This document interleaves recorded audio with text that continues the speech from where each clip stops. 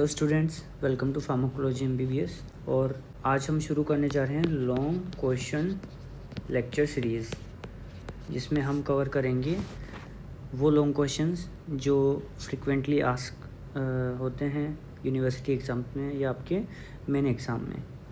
तो इसी की शुरुआत करते हैं। स्टार्टिंग हमारी रहेगी कंजेस्टिव हार्ट फेलियर, जिसका मैनेजमेंट पूछा जाता है आइदर एक्यूट का या फिर क्रोनिक का। तो शुरुआत हम एक्यूट से करेंगे।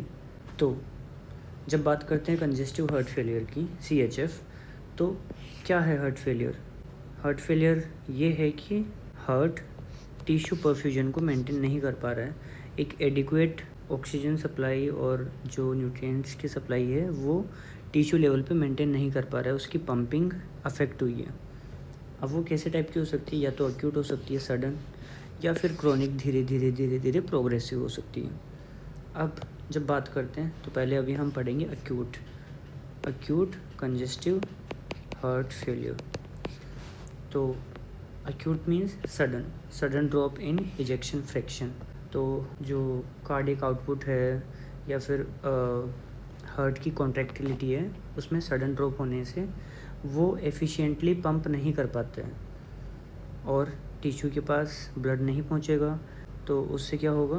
टिश्यू परफ्यूजन मेंटेन नहीं रहेगा और हम उसे बोलेंगे हार्ट फेलियर। ठीक है। अगर ये कंडीशन सडन डेवलप हो रही है या बहुत कम टाइम में डेवलप हो रही है, तो उसका मैनेजमेंट भी हमें फास्ट करना पड़ेगा, क्योंकि क्रोनिक में धीरे धीरे हमारी बॉडी अडेप्ट कर लेती है। बहुत हद तक हमें थोड़ा सा एनहांसमेंट देना पड़ता है कुछ दवाइयों से। ठीक है।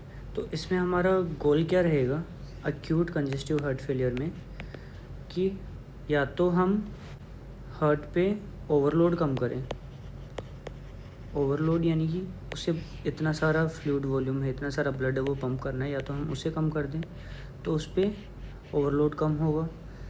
दूसरा, उस पर ओवरलोड कम करने के साथ में उसे एफिशिएंट बनाएं, हार्ट को एफिशिएंट बनाएं, मतलब जितना वो पंप कर रहा है वो उतना सही से कर रहा है। तो उसमें हमें हार्ट की पंपिंग बढ़ानी पड़ेगी और उस पर ओवरलोड कम हो उसके लिए हमें फ्लूइड को कम करना पड़ेगा।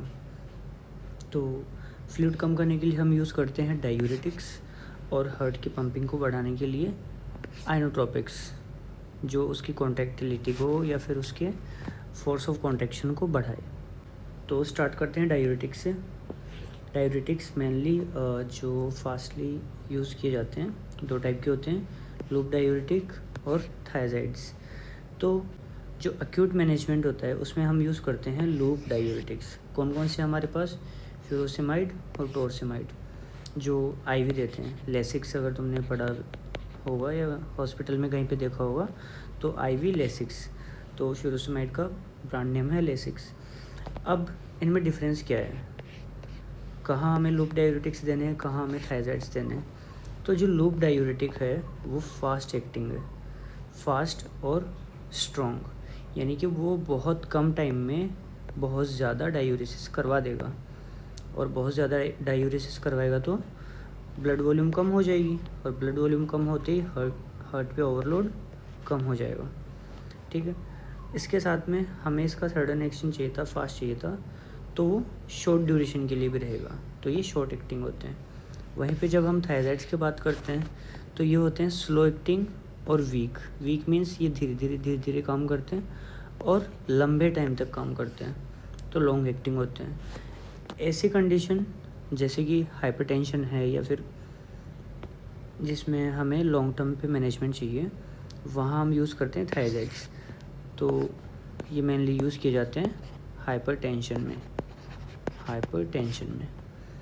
अब कौन कौन से थायराइड्स हैं हमारे पास? Chlorothiazide and हाइड्रोक्लोरथाइजाइड। एक और होता है मीथाइजाइड, या फिर और भी होते हैं, तो तुम्हें बेसिकली ये दो याद रखने हैं। थायराइड्स के बाद में जब हम इनके कंपैरिजन का ये बेसिक पॉइंट्स देखने बाद में एक कॉमन पॉइंट होता है, क्योंकि ये लॉस करवाते हैं सोडियम और वाटर का, क्योंकि फ्लूइड ओवरलोड ही तो कम करना है, तो सोडियम और वाटर का लॉस करवाएंगे। अब सोडियम और वाटर का ही लॉस नहीं करवाते हैं ये, इसके साथ साथ में ये लॉस कराते हैं पोटेशियम का, हाइड्रोजन आयन का, प्रोटॉन का और मैग्नीशियम का। तो अब अगर ये पोटेशियम का लॉस कराएंगे तो उससे क्या होगा, हाइपोकलीमिया। और अगर हाइड्रोजन आयन का प्रोटॉन का लॉस कराएंगे तो उससे होगा मेटाबॉलिक एल्कलोसिस। और वहीं पे अगर मैग्नीशियम का लॉस करवाएंगे तो वो क्या कोज करेगा, हाइपोमैग्नीशिया। ठीक है। अब क्योंकि जो आयंस होते हैं उनका लॉस होगा तो उनके साथ साथ वाटर भी ड्रेन होगा और ऐसे फ्लूइड ओवरलोड कम हो जाता है। लेकिन सिर्फ इनको लॉस नहीं करता है, कुछ चीज़ें रीएब्सॉर्ब भी करता है, और वो क्या है, शुगर, लिपिड्स और यूरिक एसिड। तो जहाँ पे शुगर की बात आती है, अगर शुगर रीएब्सॉर्ब करेगा तो ब्लड में शुगर बढ़ेगी, तो उससे क्या होगा, हाइपरग्लाइसीमिया। अगर लिपिड्स बढ़ते हैं तो वो लेके जाएगा हाइपरलिपिडीमिया में। Lipidemia, emia means blood and hyper means बढ़े हुए। Uric acid, hyper uricemia. ठीक है। उसके बाद अब हमने देख लिया, इनका बेसिक कंपैरिजन देखा है ना। हमने देखा कि दोनों कॉमनली किस चीज़ को लूज़ कर रहे हैं और किस चीज़ को रीएब्सॉर्ब कर रहे हैं, पर इनमें एक मेजर डिफरेंस है। कौन से आयन को लेके, कैल्शियम को। जहाँ हमें याद रखना है ये iconic line, loop loses calcium. क्योंकि अगर लूप लूजेस मीन्स बॉडी से लूज़ हो रहा है, तो बॉडी से बाहर निकाल रहे हैं। अगर कैल्शियम लूज़ होगा तो क्या होगा, हाइपोकैल्शीमिया, यानी कि ब्लड में कैल्शियम कम हो गया। और अगर लूप लूज़ कर रहा है तो थायराइड में क्या होगा, इसका उल्टा, यानी कि हाइपरकैल्शीमिया। ये बहुत कॉमन डिफरेंस है, तुम्हें याद रखना है। तो अभी हमने डायूरेटिक्स की बात कर ली है जो फ्लूइड ओवरलोड को कम करेगा। अब हम काम करेंगे जो हार्ट की पंपिंग को बढ़ाए, और उसके लिए हम क्या देंगे, आइनोट्रोपिक्स। आइनोट्रोपिक्स मीन्स अगर हम किसी वजह से हार्ट के एक्शन को बढ़ा रहे हैं या फिर उसके अंदर आयंस को बढ़ा रहे हैं जिससे उसका फोर्स ऑफ कॉन्ट्रैक्शन बढ़ रहा है, उसकी स्ट्रेंथ बढ़ रही है, तो वो आइनोट्रोप्स उस ग्रुप में आएंगे। ठीक है। तो अब हम देखते हैं कौन कौन से आइनोट्रोप्स हैं हमारे पास। तो इनको हम दो ग्रुप्स में डिवाइड करते हैं।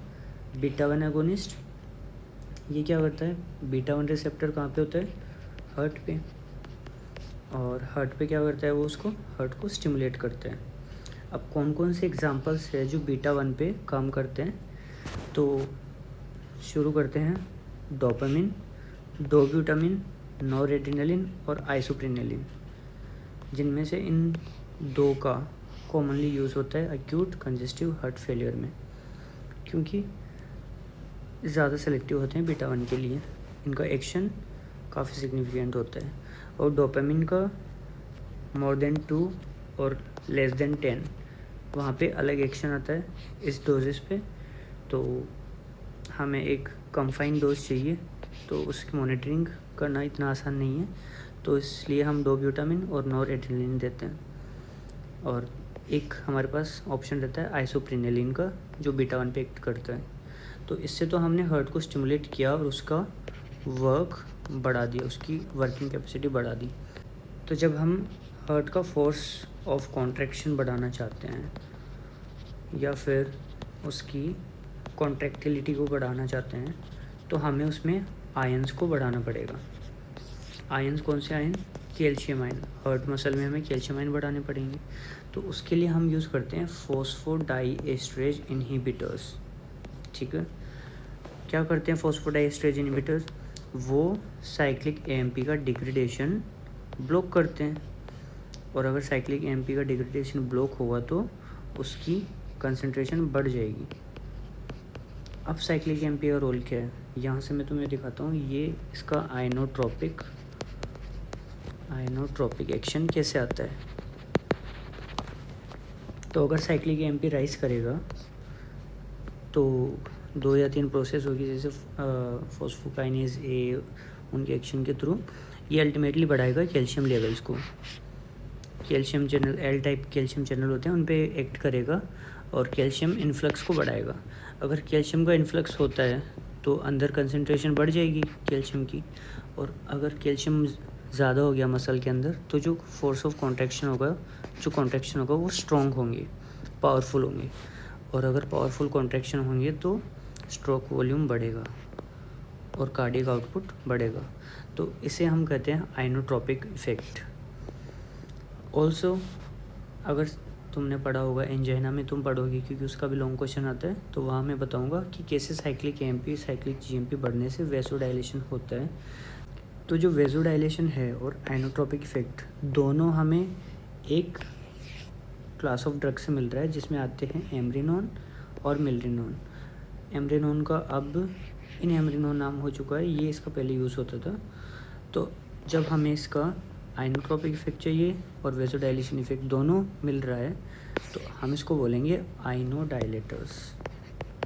Inotropic effect and dilatory effect, inodilators. ठीक है। अच्छा, एक और तुम्हें पॉइंट याद रखना है कि जो low output acute heart failure होता है उसके लिए drug of choice, specially for right sided heart failure, उनके लिए ड्रग ऑफ चॉइस क्या है? आइनोडाइलेटर्स। ठीक है।